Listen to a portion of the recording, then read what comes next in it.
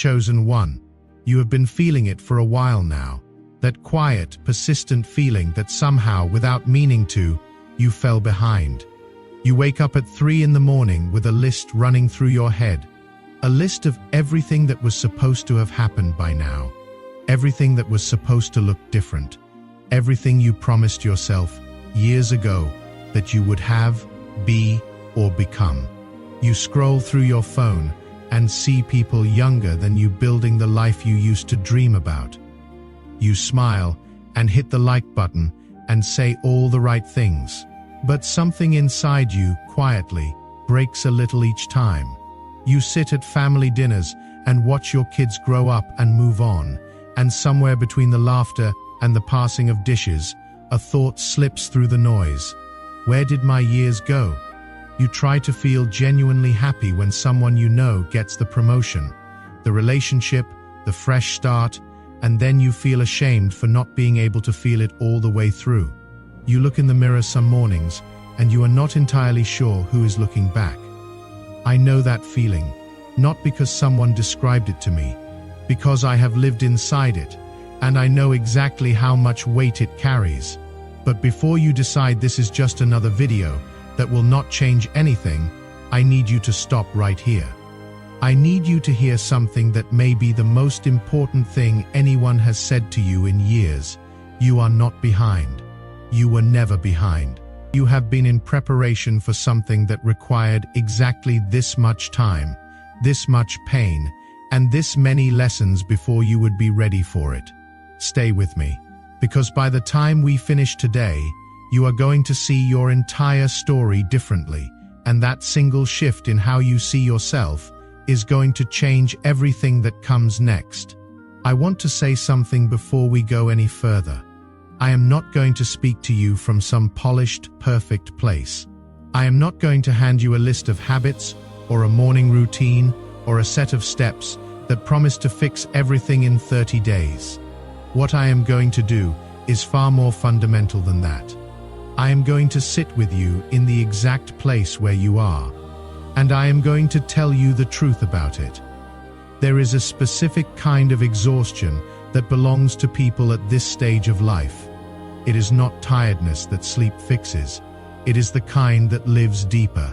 It is the weight of years spent giving, building, holding things together, showing up, and somehow still arriving at a place that does not quite look like what you had in mind. At 35, you probably still told yourself there was time, that the big things were still ahead, that the version of you who had it all figured out was just around the corner. At 40, you started to notice certain doors closing, quietly, without announcement, and you were not entirely sure how to process that, so you kept moving. At 45 and 50, maybe the house got quieter, the children left, or the marriage shifted. The job you had built your identity around stopped feeling like yours, and in that quiet, the question got louder. What am I doing this for? Who am I outside of all the roles I have been playing? At 55 and 60, the math started to feel different. You look back more than you look forward. The distance between the person you thought you would be and the person you actually are can feel like a grief with no name and no ceremony. And at 65 and beyond, the question is no longer when. It is whether. I see you. Not the version of you that shows up at Thanksgiving and says everything is fine. The real you. The one who sits in the car for a few extra minutes before going inside, just to have one more moment alone before putting the mask back on. I want you to know that what you are carrying is real. It is not weakness. It is not failure. It is the honest weight of a life that has asked more of you than you expected, and you have been carrying it without complaining, without stopping, without asking for anything in return. But I also need you to know this. The story you have been telling yourself, the one that says you are out of time and too far behind to begin again, that story is not the truth. And today, we are going to replace it. If you are just finding this channel, subscribe right now and turn on notifications every week. We go deep into exactly these kinds of conversations, the ones that meet you where you actually are. You do not want to miss what comes after today. Here is the core lie that has been quietly running your life. It is the belief that there is one correct timeline everyone is supposed to follow, that there are windows, and if you miss them, they are closed forever. That being behind on that timeline is the same thing as failing at your life. That timeline is not real. It was invented. It was built for a world that needed people to be predictable, to follow a sequence, to move through life in a way that could be planned and measured. It was never built for you. It was never built for the actual complexity of a real human life. And here is what that lie has cost you. It has caused you to look at every year that did not go as planned and call it lost. It has caused you to look at every detour and call it damage. It has caused you to measure your entire life against a schedule that was never yours to begin with, and find yourself lacking every single time. There are 3 things I want you to understand about time and about your own particular story. The first is this: the people who change the deepest change the slowest.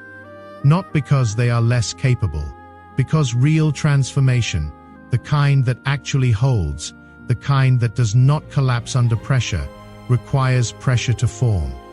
You cannot rush the making of a diamond. You cannot hurry the growth of a redwood. And you cannot accelerate the becoming of a person who is built to last. The depth you have been accumulating, even in the seasons that felt like stagnation, is not nothing. It is everything. The second thing is this: every year you think you wasted was actually education. Every job that did not work out taught you what you truly value. Every relationship that fell apart showed you what you will and will not accept. Every wrong turn gave you a map of the territory. Every failure built in you a sophistication that cannot be taught in any classroom and cannot be bought at any price.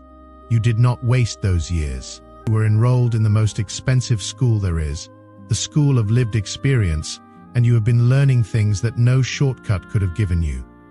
The third thing is perhaps the most important. Being on time does not mean arriving when the world expected you. Being on time means arriving when you were actually ready to receive what was coming and keep it. There are things you prayed for at 30 that you were not equipped to hold at 30. The relationship you wanted then would have been built on a foundation that could not yet support it.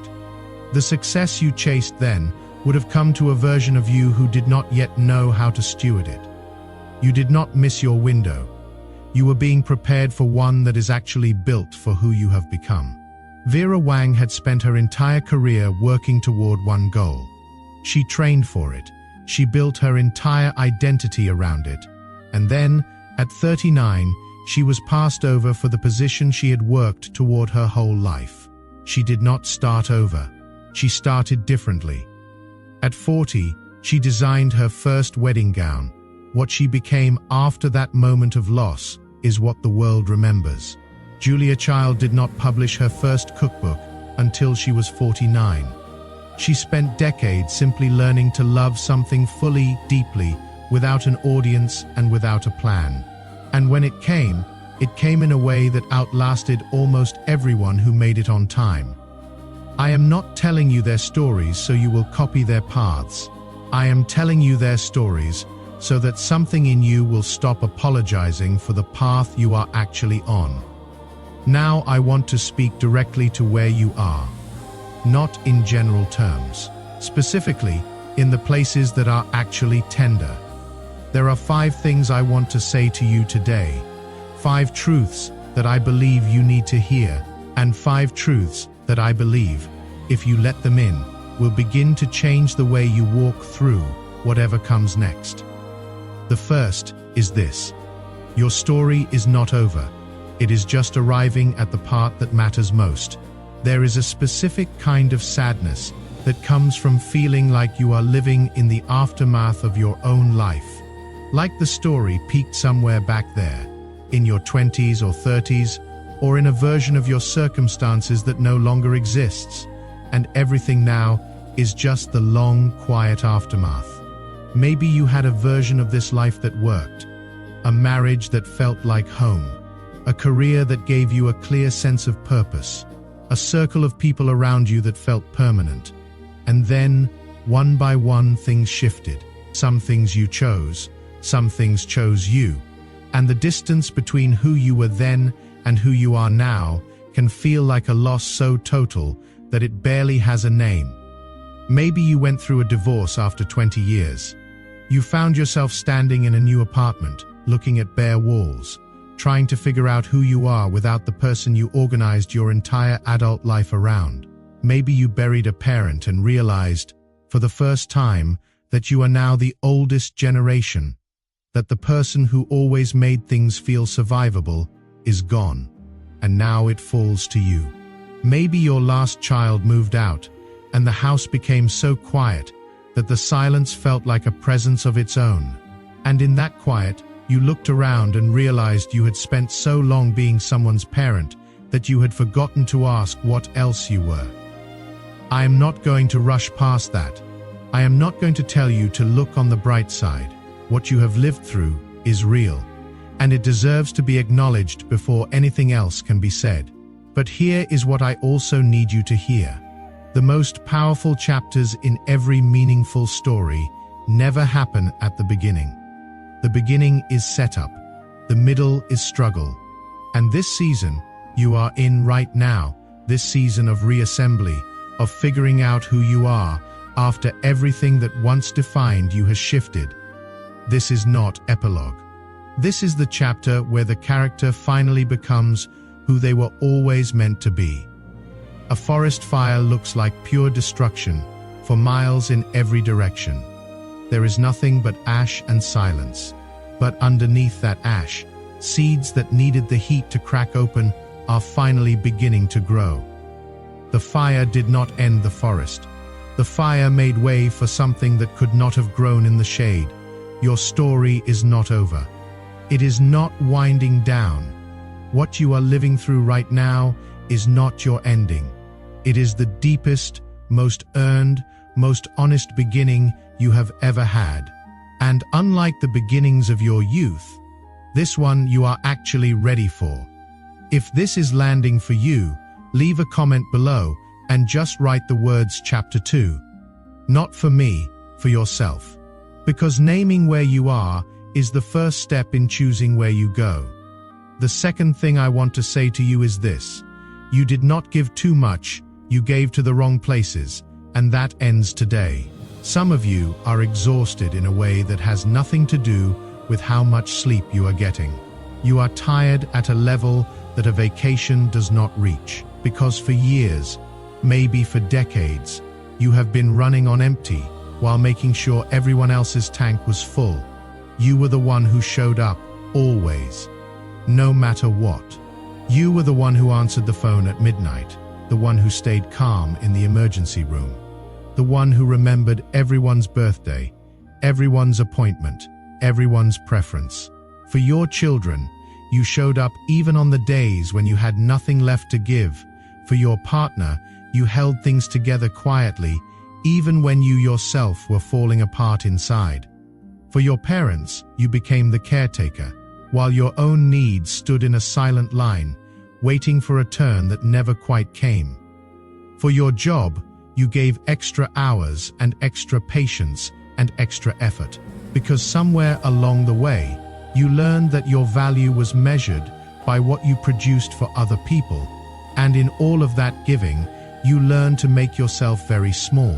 You learned to put your own needs at the end of the list, to shrink your wants until they no longer took up space, to apologize for needing things, to tell yourself that asking for something for yourself was selfish. You became so practiced at this that after a while, it stopped feeling like sacrifice. It started feeling like identity. This is just who I am. I am the person who gives. I am the person who holds things together. I am the person who does not ask for too much. But I need to say something honest about that story. That is not generosity. That is self-abandonment dressed as virtue. There is a profound difference between giving from a full place and giving until there is nothing left of you. One is love. The other is slow erasure. You cannot pour from empty.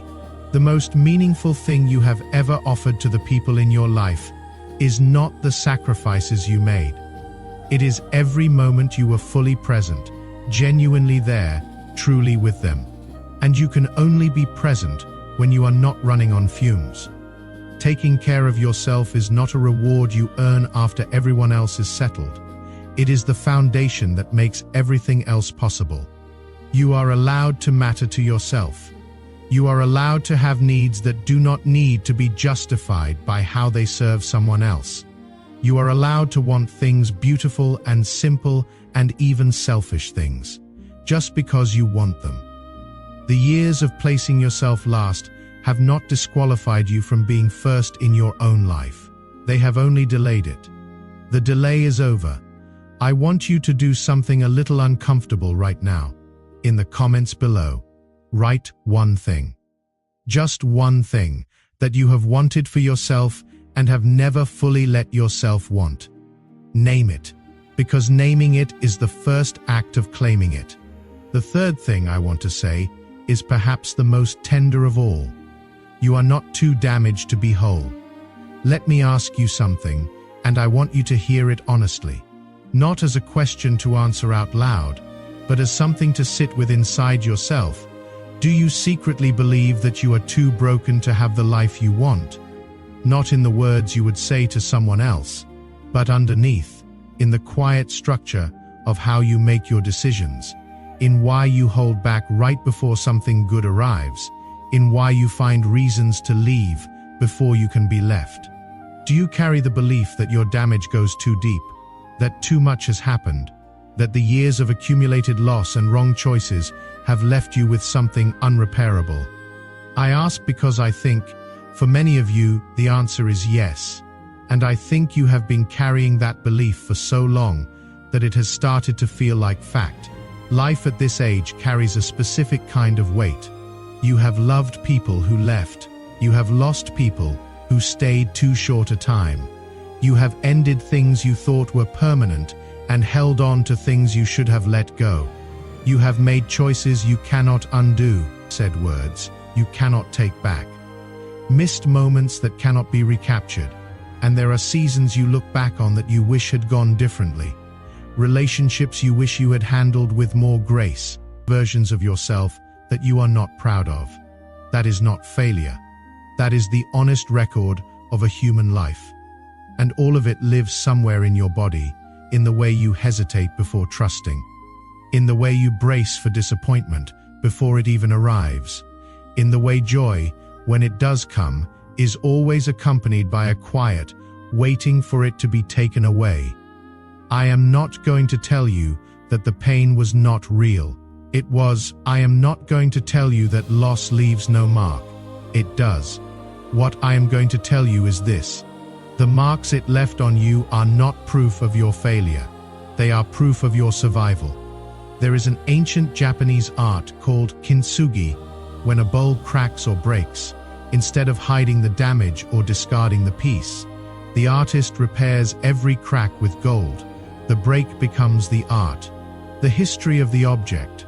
Every fall, every fracture, every repair becomes the most valuable part of what it is. You are not a broken bowl waiting to be thrown away. You are a kintsugi bowl in the middle of the repair. Every crack in you is being filled, not hidden, not covered over. Filled with the gold of what you have survived, what you have learned, what you have refused to let destroy you. You are not too damaged to be loved. You are not too broken to begin again. You are not too scarred to build something beautiful. Every wound you carry is not evidence of your weakness. It is evidence of your endurance. You are still here. After all of it, you are still here. And the fact that you are still here, still watching, still reaching, still looking for a way forward, that is not the behavior of someone who is too far gone. That is the behavior of someone who is almost ready. The fourth thing I need to say to you is this. Starting over is not what happened to you.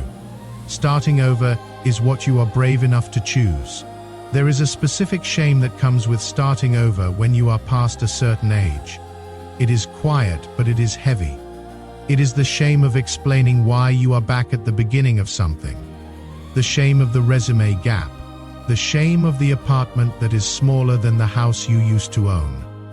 The shame of the first date at 52 or the new position at 58. The shame of letting people who knew your previous life see where things are now. Nobody prepared you for this. You were told there was a ladder, that if you climbed it correctly, you would arrive somewhere stable and not have to start again. Nobody told you that life would ask you, more than once, to release everything you had built and begin from a completely different place. Nobody told you how disorienting that would feel or how lonely. Nobody told you that the people around you might not understand, that they would say things like, at your age, and mean it as a reason to stop rather than a reason to go, or how the person you used to be would feel both very close and completely out of reach at the same time.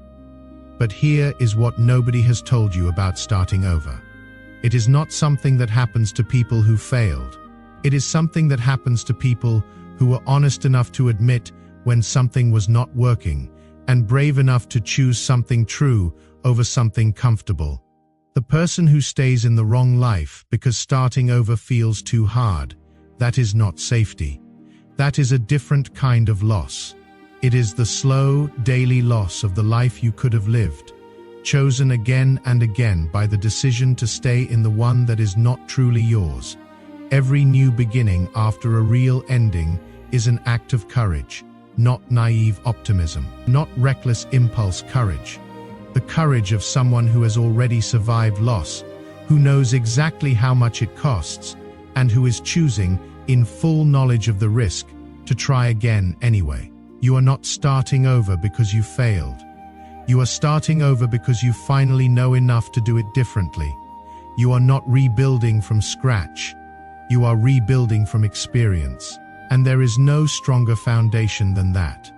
Everything you have been through has been preparing you for exactly this moment of beginning again. This is not your setback. This is your setup. The fifth and final thing I want to say to you may be the most important of all. The life you want is not out of reach. You simply stopped believing you were allowed to reach for it. When is the last time you let yourself want something fully, not a cautious, hedged kind of wanting? Not it would be nice if things were different. A full, honest, unapologetic wanting. The kind that does not immediately come with a list of reasons it probably will not happen. For most of you, you cannot remember when that was. Because at some point, you learned that wanting too much was dangerous. It set you up for disappointment. It made you look foolish. It made the people around you uncomfortable. And so you got very skilled at wanting less. You learned to pre-reject yourself before the world could do it. You learned to say, I am fine with this, before anyone could tell you that was all you were getting. You made your dreams smaller, more realistic, more achievable, so that when they did not fully materialize, the fall would not be so far. And you became so practiced at this, that now when something genuinely good presents itself, an opportunity, a connection, a real possibility, a voice inside you immediately builds the case for why you should not bother, why it probably will not work, why you are too far behind to even try. That voice is not wisdom. It is not maturity. That voice is a survival mechanism that was built to protect a younger, more vulnerable version of you. It was built for a season that has passed. It was built for survival. But you are not just surviving anymore. You are here, today, which means some part of you is still reaching. Some part of you still believes that something better is possible. That part is right. Desire is not vanity. It is not greed. It is not a sign that you have failed to accept reality. Desire is a compass. It points in the direction of the life that is actually meant for you. Think about what it feels like when you ignore a compass completely. You do not stay still. You wander, you make decisions, that take you further from where you actually want to go. You end up somewhere that nobody, including you, intended. And when you silence your desires completely, you do not become humble, you become lost. Because you have just turned off the only instrument that knows where you are supposed to go. You are allowed to want the relationship that actually makes you feel seen. You are allowed to want the work that uses who you actually are. You are allowed to want mornings that feel like yours. Quiet ones that begin on your own terms. You are allowed to want the life that feels built for you, not assembled from what was left after everyone else took what they needed. You are allowed to want joy that does not come with a disclaimer. Stop apologizing for your wanting. Stop shrinking your vision to fit inside other people's comfort. Stop pre-rejecting yourself on behalf of a world that has not even weighed in yet. The life you want is not a fantasy. It is a direction, and it is closer than you think. It has been waiting patiently and quietly for you to stop telling it you are not ready. I want to do something with you now, not because it will look good in the comments, not because it is part of a format, but because there is something that happens when you say a true thing out loud in your own voice that reading it or hearing it never quite accomplishes. So I am going to ask you to do something that might feel a little uncomfortable. I want you to say these words out loud, not for me, not for anyone who might be nearby, for the version of yourself that has been waiting quietly and patiently and sometimes painfully for someone to give them permission to exist. Take a breath and say this with me. I am not behind.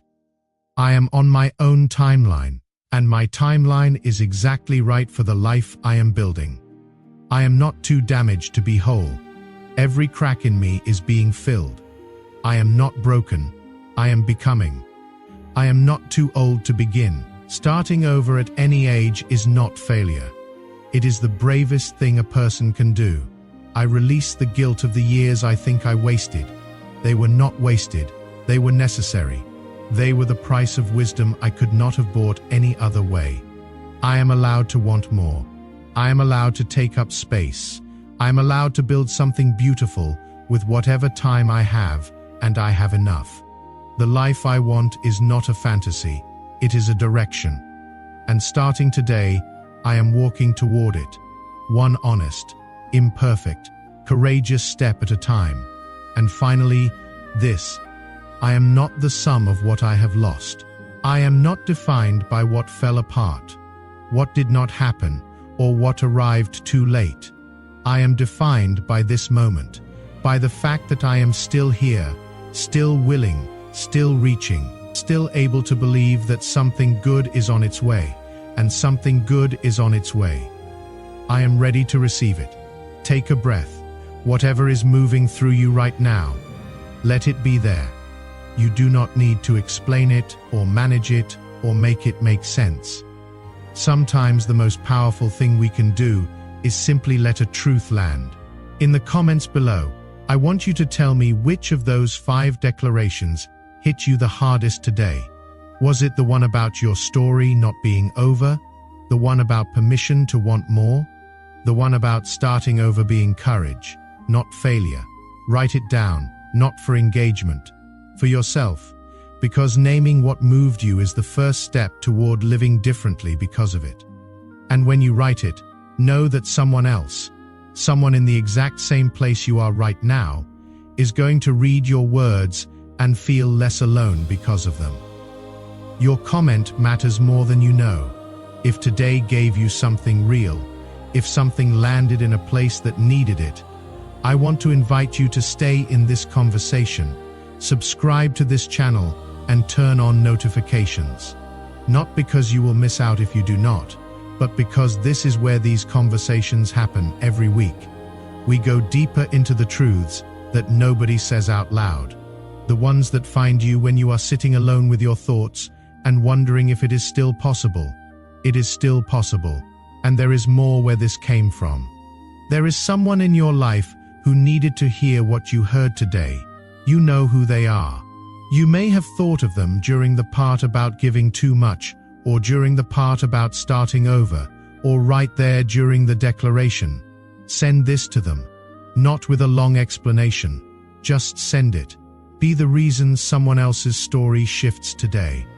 You came here feeling like you had fallen behind, like the best parts of your story were already in the past, like time was working against you, and the window, if there ever was one, had quietly closed without you noticing.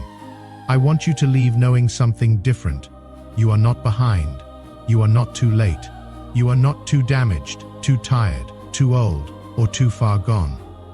You are exactly where someone who is about to begin something remarkable is supposed to be. You are standing at the threshold, having survived everything that was necessary to prepare you. Finally, ready to walk through. The door is open. It has been open. It was waiting for you to stop collecting reasons you could not enter, and simply choose to walk in. This is not your ending.